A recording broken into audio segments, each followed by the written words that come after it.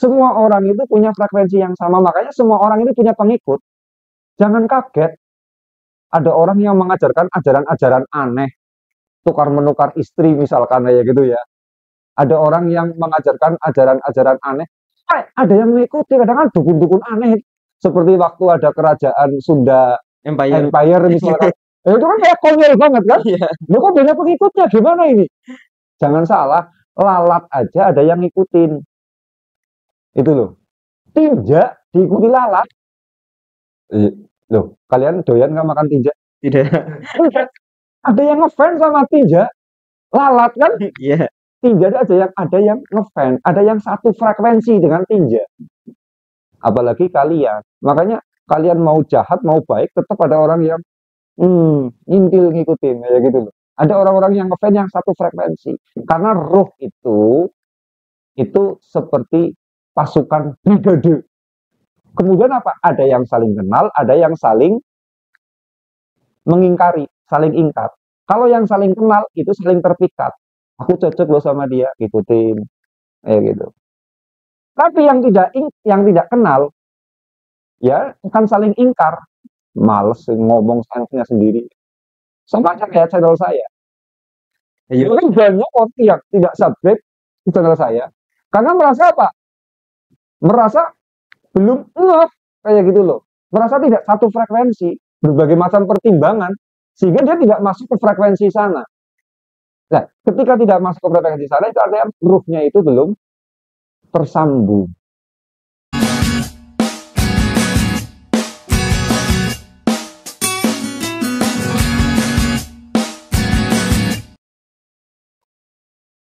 Halo, selamat datang teman-teman semuanya.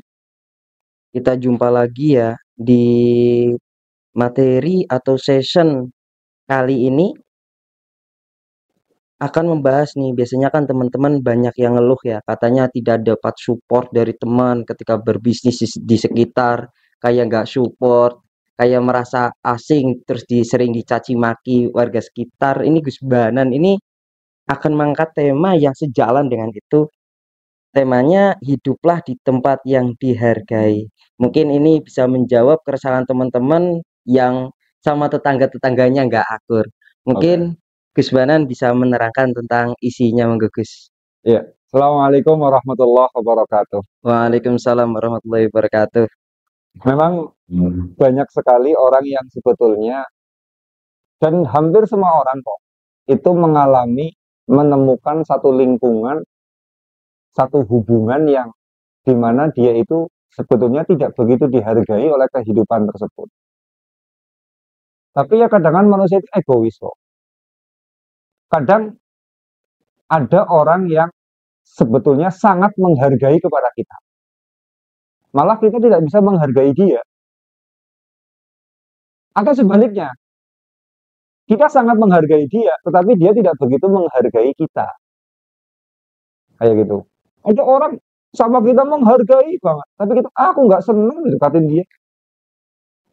Itu. Jadi memang ya, yang namanya perasaan dihargai, itu kadang-kala sesuatu yang tidak istimewa bagi kita ketika tidak sesuai dengan kepentingan kita. Makanya kayak saya sendiri itu berusaha keras kok, memperhatikan titik kehidupan di mana sih orang-orang, siapa saja sih orang-orang yang menghargai saya. Kalau orang yang menghargai saya, akan saya coba untuk saya istimewakan. Saya coba untuk memberikan sesuatu yang terbaik.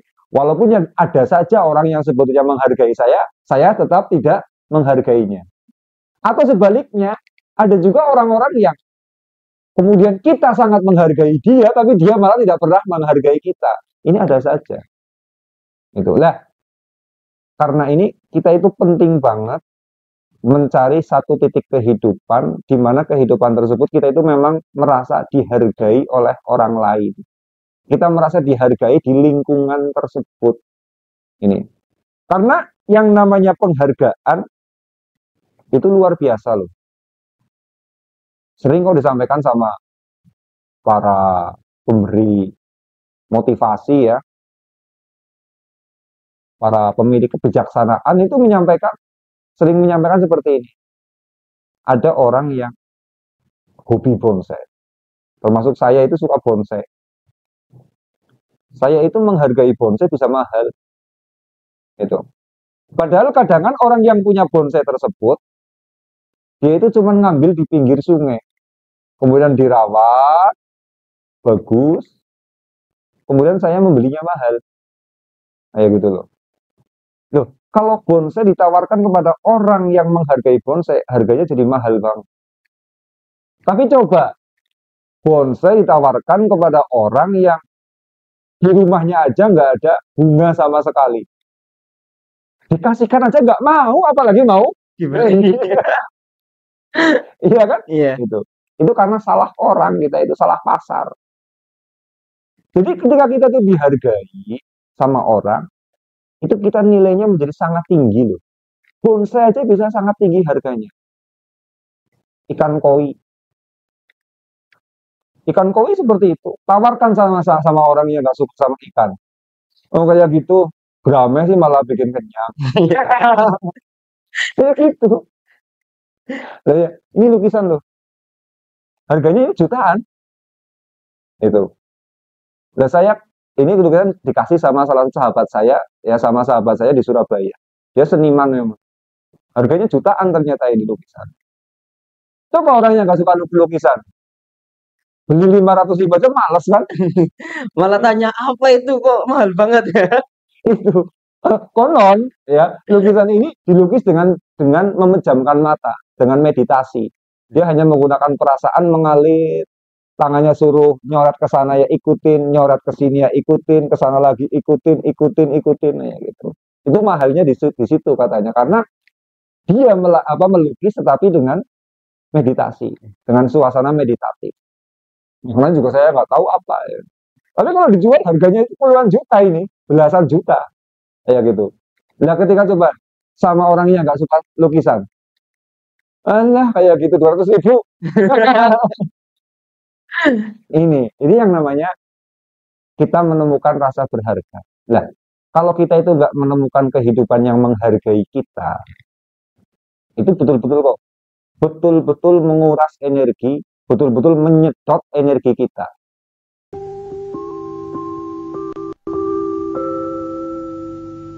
20 hari lebih kelas training ini berlangsung, segera daftar. Ketemu sama orang-orang yang toksik sama kita, yang tidak pernah menghargai bahwa kita itu istimewa. Betul-betul itu menyedot energi kita. Dan bisa menggagalkan kehidupan kita kok. Menggagalkan cita-cita kita, menggagalkan program kita, menggagalkan jalan hidup kita. Itu. Karena kayak gini, pas kita menemukan kehidupan yang tidak menghargai, contohnya lalat. Lalat cari makanan di atas nasi. Dia menemukan kemuliaan tidak? Langsung. Langsung dikipas-kipas, dikupas. Lalat banyak banget nih. Dapat kutukan dia itu. Karena salah mencari tempat. Dia mencari makanan di atas nasi itu loh. Tapi coba, begitu lalat mencari makanan di atas kotoran tinja, di atas kotoran, ya gitu ya. Wah, dia bisa tenang, damai, sejahtera, bisa sam'an wa ta'atan, bisa sakinah, mawadah, warahmah. Ya, bisa happy dunia akhirat. Lalat ketika mencari makanan di atas kotoran, dia begitu mulia. Itu loh. Tapi ketika dia mencari makanan di atas nasi, tersia-sia, terlaknat. Kehidupan kita juga sama loh. Ada kehidupan kita yang memang kita itu seperti lalat mencari makanan di atas nasi. Kayak gitu. Nah, cirinya kehidupan yang menghargai kita, itu di dalam kehidupan tersebut kita bisa berkembang. Dan kita merasakan hasilnya. Karir tersebut menghargai sama kita. Kita merasakan hasil dari karir tersebut. Contohnya saya itu sesudah usia 35 tahunan, saya dapatkan profesi menjadi trainer. Saya sudah berkali-kali mencoba lepas dari yang namanya urusan training. Off media sosial. Yang sampai berbulan-bulan pernah. Kayak gitu. Nggak buka kelas training. Kayak gitu. Sampai berbulan-bulan Sering. Itu loh. Bener. Kalau lagi capek banget atau jenuh banget ya saya nggak buka. Atau kemudian saya lagi malas, saya tidak aktif bikin konten. Nah ini YouTube aja kan kemarin saya berhenti berapa bulan, saya cuma bikin short aja kan. Karena jenuh, produksi ilmu terus jenuh belum, kayak gitu kan. Berhenti. Tapi apa? Saya selalu dalam dunia training itu saya selalu dihargai di mana memang Allah menghargai kepada saya pada profesi training ini. Akhirnya walaupun saya katakan off dalam waktu lama, begitu saya nongol, laku lagi. Kayak gitu. Bahkan kadang-kadang dicari-cari orang, kok lama nggak nongol Gus, kayak gitu kan. Kayak gitu. Nah, ketika saya jualan training, kelas training, ada aja orang yang beli. Kayak gitu loh. Walaupun ya harganya sudah saya mahal-mahal kan. Ada aja orang yang beli. Itu karena di profesi tersebut saya itu dihargai oleh alam semesta. Tapi kebalikannya, saya kalau mengembangkan diri kok di dunia gerakan sosial, organisasi sosial, misalkan kayak di apa namanya pemuda Pancasila atau GP Ansor atau pemuda Muhammadiyah atau mungkin MUI kayak gitu ya, MUI misalkan.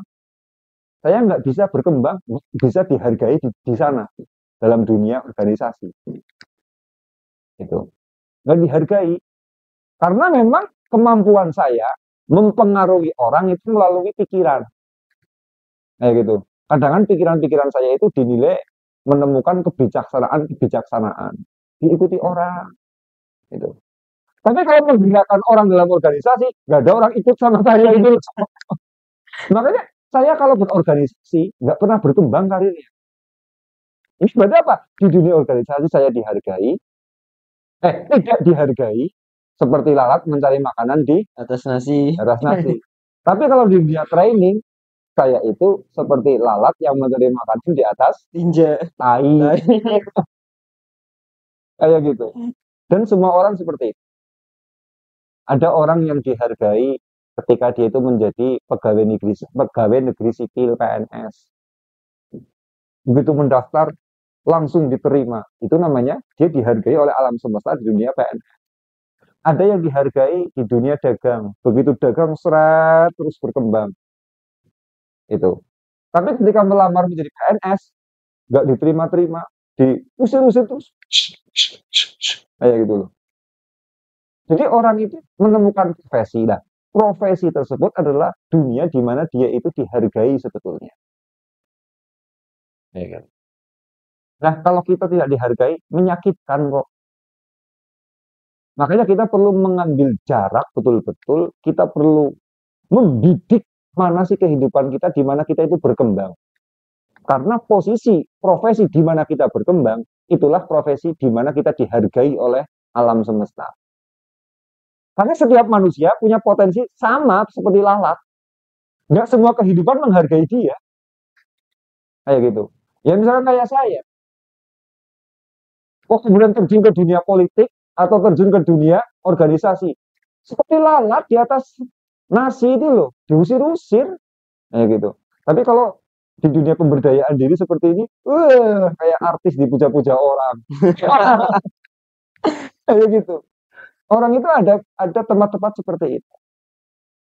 Dan semua manusia seperti itu loh. Ada tempat di mana dia dihargai, ada tempat di mana dia itu tidak dihargai dan sendiri-sendiri.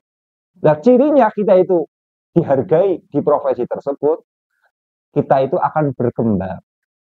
Makanya ada orang yang cocok jadi guru, berkembangnya menjadi guru, berkembangnya menjadi ulama, berkembangnya menjadi pengusaha, berkembangnya menjadi pembisnis, kayak gitu. Dan seterusnya. Orang itu kemudian sendiri-sendiri menemukan titik dia itu dihargai oleh alam semesta. Itu. Nah, dalam dunia pergaulan juga sama. Karena alam kita itu kan terhubung dengan orang lain itu berdasarkan getaran. Frekuensi getaran itu kalau dalam ilmu kuantum itu kan berdasarkan frekuensi getaran elektromagnetik yang kita keluarkan. Kalau kita menggunakan pesawat, kalau kita menggunakan apa namanya, saluran FM, kita tidak akan tersambung dengan saluran AM. Kalau radio ya, Iya. itu. Kita tersambung dengan AM, nggak akan pernah tersambung dengan FM. FM. Ya gitu. Kita menggunakan 3G, tidak mungkin kita tersambung dengan 5G. Kayak gitu. Nah, ini. Jadi kita itu terhubung dengan orang lain itu berdasarkan getaran-getaran.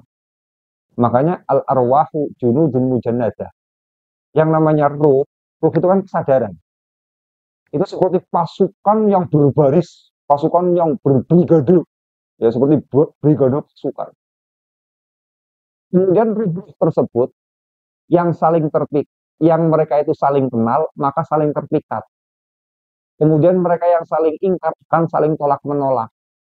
Jadi ruh kita itu berkelompok, berkumpul dengan frekuensi-frekuensi yang sama. Makanya dengan orang itu, saya cocoknya sama dia, saya nggak cocok sama dia. Kayak gitu. Saya lah kalau sama dia, segan banget loh. Tapi sama dia, kayak gitu loh. Semua orang seperti itu. Sebab ini kemudian semua orang itu ada yang mengikuti. Loh kita kan coba, masuk akal apa enggak sih? Ada orang muncul mengaku sebagai nabi, misalkan Lia Aiden. Ini kan kalau kita itu tidak satu frekuensi dengan Lia Aiden, ini kita itu langsung, loh mau-maunya dikadalin sama nabi, kayak gitu orang-orang ngaku nabi, mau-maunya. Tapi Lia Aiden tetap ada pengikutnya ya. Iya. Ada pengikutnya. Bahkan orang jahat sekalipun, loh ada orang yang cocok sama dia itu. Kayak gitu. Ada frekuensi yang sama. Bashar al-Assad, presiden Syria itu, kan sekarang lagi dikutuk sama seluruh rakyat di Syria kan, karena kejahatan-kejahatan politiknya. Tapi ternyata dia juga menemukan frekuensi yang sama, diterima sama Rusia. Itu kan cocok sama Putin ya gitu. Jadi semua orang itu punya frekuensi yang sama, makanya semua orang itu punya pengikut. Jangan kaget, ada orang yang mengajarkan ajaran-ajaran aneh, tukar-menukar istri misalkan kayak gitu ya. Ada orang yang mengajarkan ajaran-ajaran aneh, ada yang mengikuti, kadang kan dukun-dukun aneh. Seperti waktu ada kerajaan Sunda Empire misalkan. Itu kan kayak konyol banget kan? Iya. Lu kok banyak pengikutnya, gimana ini? Jangan salah, lalat aja ada yang ngikutin. Itu loh. Tinja diikuti lalat. Loh, kalian doyan nggak makan tinja? Tidak. Ada yang ngefans sama tinja. Lalat kan? Iya. Tinja ada yang ngefans, ada yang satu frekuensi dengan tinja.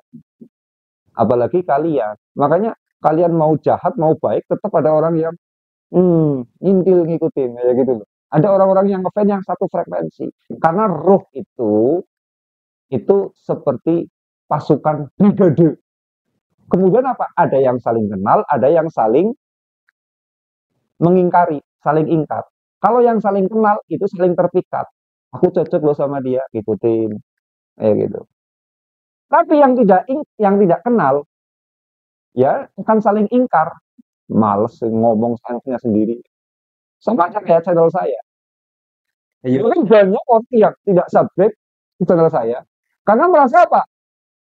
Merasa belum ngeh, kayak gitu loh. Merasa tidak satu frekuensi, berbagai macam pertimbangan, sehingga dia tidak masuk ke frekuensi sana.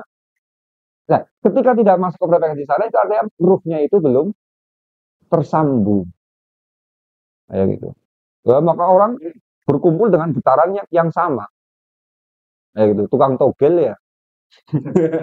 Teman-temannya tukang togel.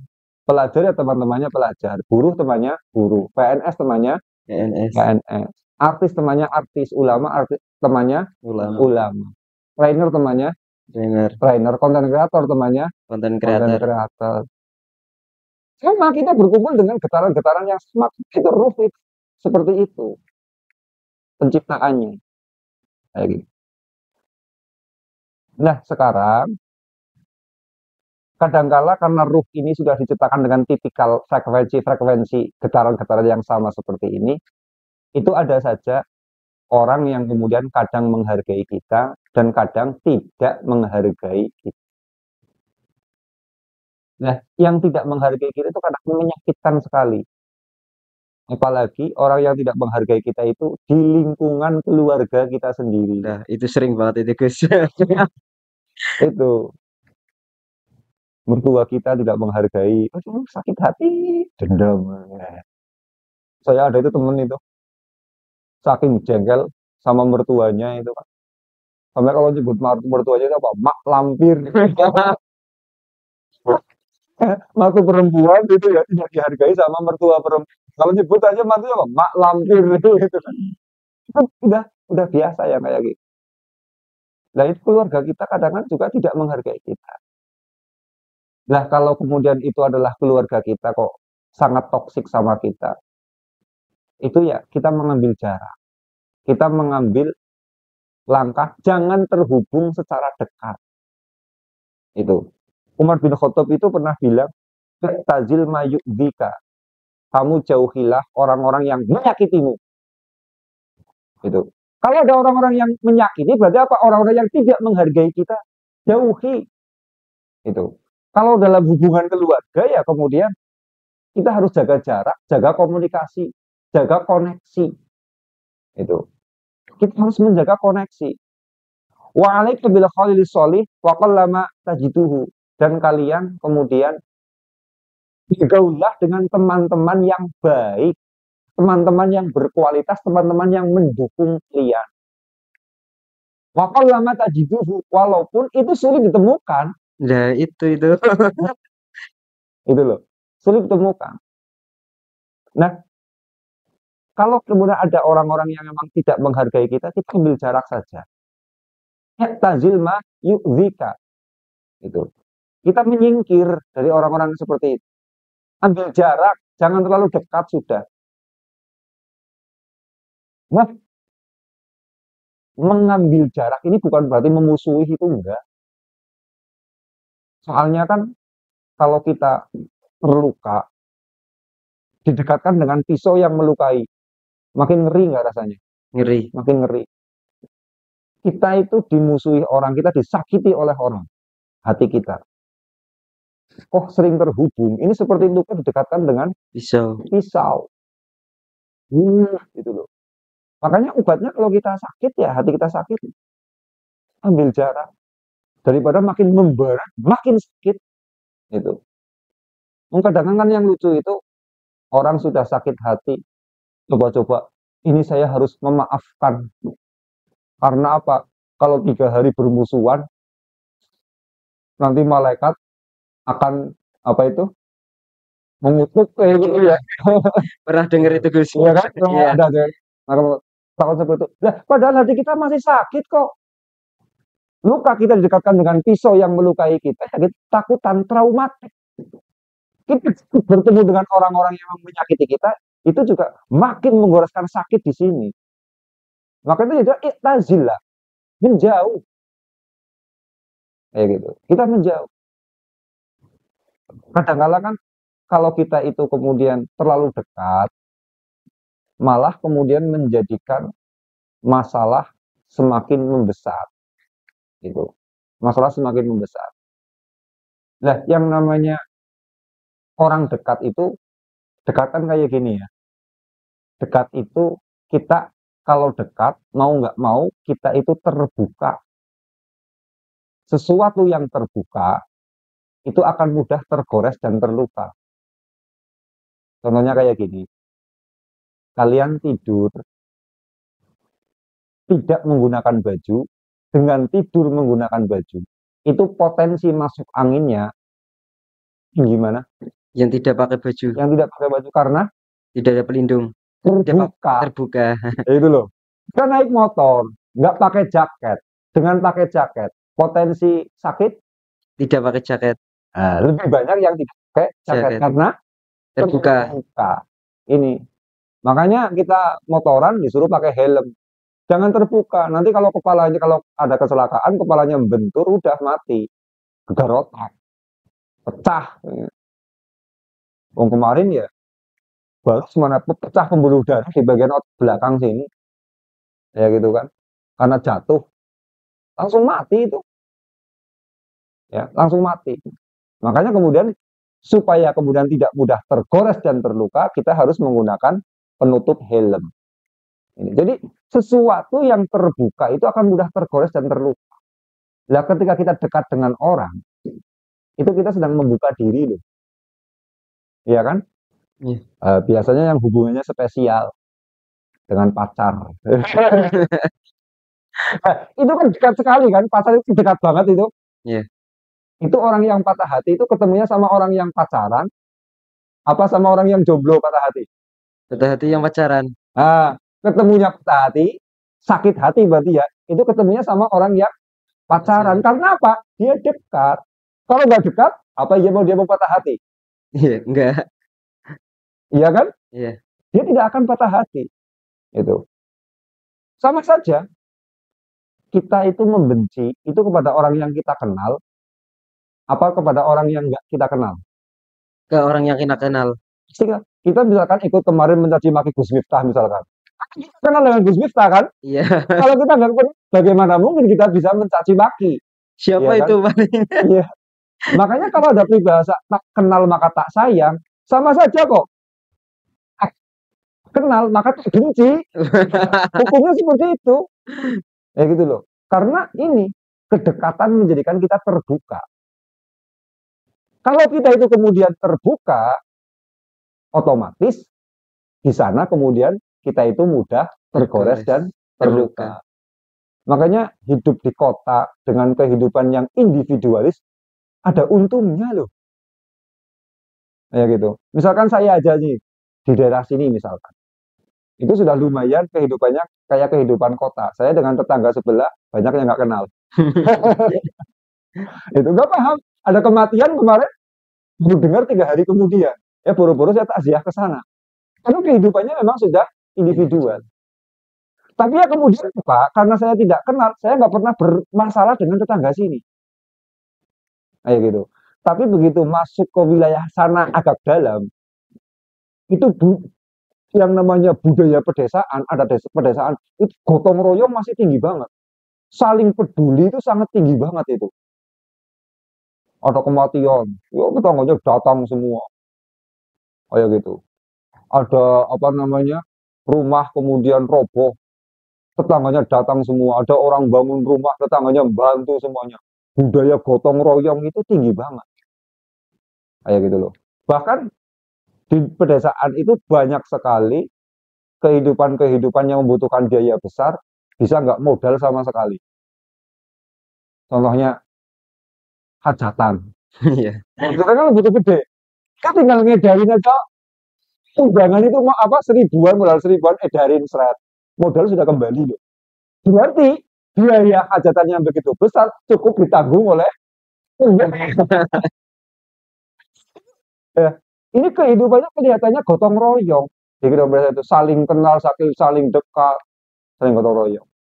Tapi itu sesuatu yang dekat pasti akan terbuka. Ketika terbuka mudah tergores dan Terluka. terluka. Orang pedesaan iya untungnya seperti itu. Rasa sosialnya tinggi. Tetapi kerugiannya apa? Musuhnya banyak. Benar-benar gunjing tetangga. Kayak gitu. Benar-benar iri sama tetangga. Benar-benar bermasalah dengan tetangga, bermasalah dengan saudara. Itu dikarenakan ini orang semakin dekat maka dia akan terbuka. Gitu. Jadi dengan orang kota memang eksklusif orang kota. Dengan tetangga nggak kenal. Nggak ada tetangga bantu. Gitu. Tapi ya karena nggak kenal, nggak pernah bermusuhan, nggak pernah saling dengki, nggak pernah saling membicarakan. Kayak gitu. Dan budaya negara-negara maju itu seperti itu. Di Jepang, kehidupan individual sampai ke pedesaan itu antara tetangga A dengan tetangga B kenal. Kayak gitu. Ya. Di Eropa juga sama seperti itu. Jam segini kok masih apa jam malam-malam seperti ini misalkan kok kemudian masih suara teriak-teriak berhubungan gitu ya ngobrol-ngobrol ya kena denda dari negara itu di negara-negara maju di negara-negara Eropa. Nah ini makanya orang kemudian dibilang bahwa orang dekat itu baik, tapi ya ternyata jelek. Kayak gitu loh. Karena kita itu kemudian bisa terluka justru dengan orang-orang yang dekat sama kita. Itu. Nah, sebab ini kemudian orang introvert, orang yang tidak populis, orang yang tidak familiar, ya ada baiknya. Baiknya apa sih? Tidak terluka, tidak Tidak tergores. terluka, dia itu tidak mudah membenci, tidak mudah punya musuh dan lain sebagainya. Itu bagusnya di situ. Itu. Nah, karena ini kemudian kita kembali ke tema bahwa kehidupan ini ada yang menghargai kita, ada yang tidak menghargai kita. Tidak usah takut memutus silaturahim. Artinya seperti ini, kadang-kadang kita didoktrin takut itu memutus silaturahim. Padahal diri kita itu masih sakit.